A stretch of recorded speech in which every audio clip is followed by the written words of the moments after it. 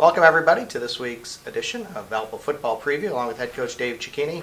This is Todd Eichel, and we first take a look back at what took place on Saturday at Drake, and kind of a similar situation, what we've seen against the better teams, where you're really able to move the ball early, not much to show for it, and then in the second half you just kind of get worn down. It's been a kind of a similar situation in many ball games this year. Right. What's going on? Tell us. Well, we moved the ball very well early on. Our field position to start was not great, so we weren't able to finish drives, and I think that's a big challenge that we have with so many young guys playing on offense. We come out and we execute well. We're doing a good job at times putting a string of 3 or 4 or 5 good plays in a row together, and that gets us 30 or 40 yards down the field, but then we follow it up with 2 or 3 plays where we misfire, guys go in the wrong direction, or just freshmen usually, mental breakdowns or a physical breakdown, and the drive stalls. And it was unfortunate that every time we took the field, we did have to go 80 yards to score, with the exception of the one time where we got the great turnover and we're on their 45, and the second play of that drive, unfortunately, we turned the ball over on the quarterback running back exchange problems. But the defense stepped up and played tough in the first half and got us the turnovers that we were asking them to get. Special teams really was the one factor that I think really hurt us the most in that first half. We had the missed field goal by Jake Newman on our first drive, which would have given us the lead, and then unfortunately we stopped them and they punt, and we're going to have pretty good field position again, but the punt goes right into the sun and Jarrett Morgan can't field it, and it bounces and goes 30 yards down to our 5-yard line, and now we've got 95 yards to go with the second drive.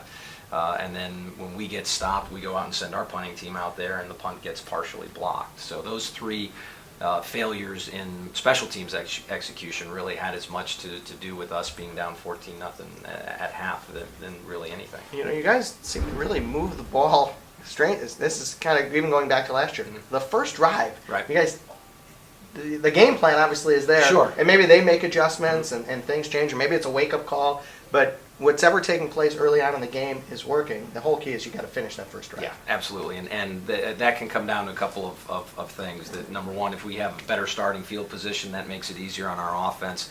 The second thing, though, is just finishing those drives, which we did on our scoring drive. Frank Catrine made another great catch, and plays like that we need to hit with a more consistent basis, not necessarily in our run game, but more so in our down the field pass game. And while Ryan did an outstanding job against Davidson getting the ball down the field with some great throws in tough weather conditions, we had a little bit of wind on Saturday, but he just wasn't quite there. He was a little off target with a lot of the deep balls, guys that we had open for intermediate or the deeper routes. He was misfiring on, and then as the game went on, even though we had some receivers open, our pass protection really started to fail on us, and he was running out of time to throw the ball. And one thing which took place against San Diego and clearly took place this Saturday, it looked like in the second half on both lines of scrimmage, either you guys worn down, right, or their physicality got to you. Number one, what's happening? Number two, how do you change it? Well, unfortunately, the change is a long-term solution, and it's just when we've got freshmen and sophomores and even redshirt sophomores that are out there, these teams that we're playing against, the San Diegos, the Drakes, Dayton coming up here as well, they've got so many veteran, older, more physical guys, and that just comes down to a 22-year-old man going up against an 18-year-old freshman.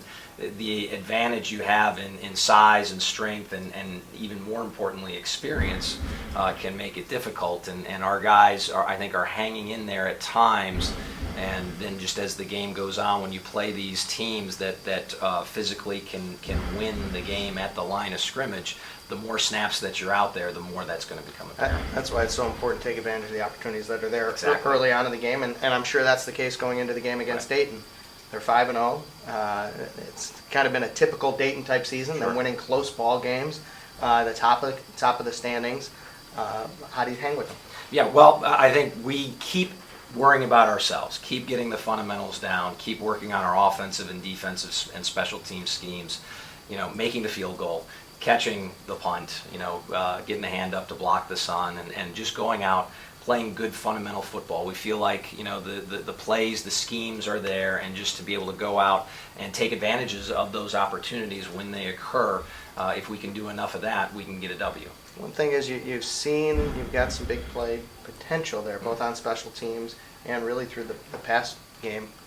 When the receivers are there, you got to make the connections, and Right. and if you can get a few big plays, get the momentum, that could change the whole outcome Sure, of the game. sure, absolutely. And then when you play a team that's as experienced like Dayton is, you're going to need to make those plays. It's not going to be as easy as just, okay, we're going to be able to hand the ball off 45 times a game and rush for 250 yards and be able to just methodically go down the field. That's only going to get you so far until just the physical nature, makes that difficult to do. They've got a running back who's been the top running back for the last couple seasons, and Connor Kaser, but he won't be in uniform on Saturday. Well- That's something you don't like to see an injury Right. at all, but it is a break in Sure. some way. Yeah, there's no question he's an outstanding football player.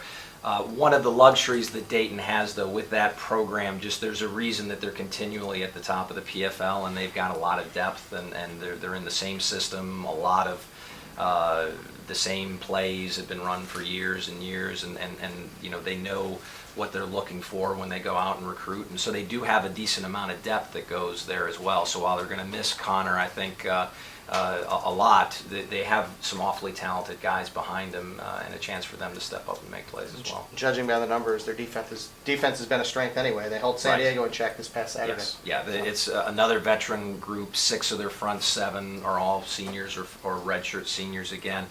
Some all-conference players. On the defensive side of the ball, their corner Stubbs is leading the country in interceptions.